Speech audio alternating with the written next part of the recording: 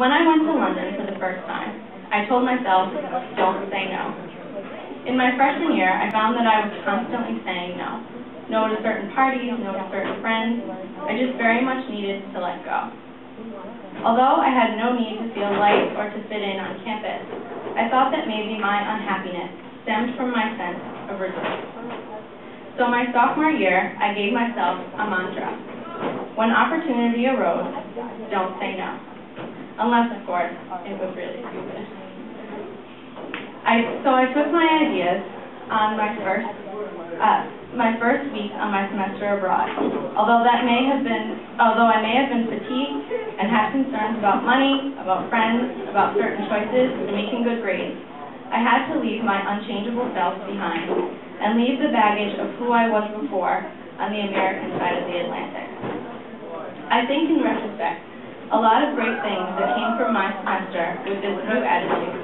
A lot of great things from the semester came with that new attitude. One weekend, I jetted to Paris with 3 girls, 2 of which are here tonight.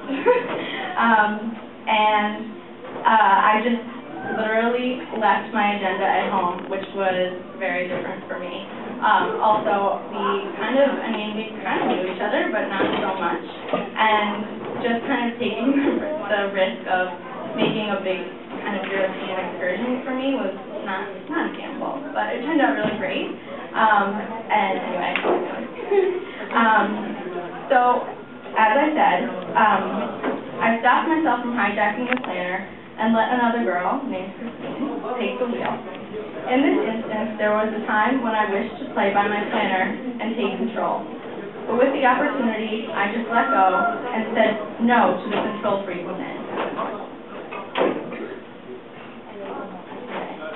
Getting lost in the streets of Paris, eating crepes at my leisure, and climbing to the top of the Sacré-Cœur was just an example of learning to let go of my expectations. I also learned to let go of the word can't and won't. There was also a day in London when I took myself to the Tate Modern, crossed the Millennium Bridge, looked at St. Paul's Cathedral, looked at my watch, and couldn't say no to trying to explore the big place in the last 40 minutes of the day.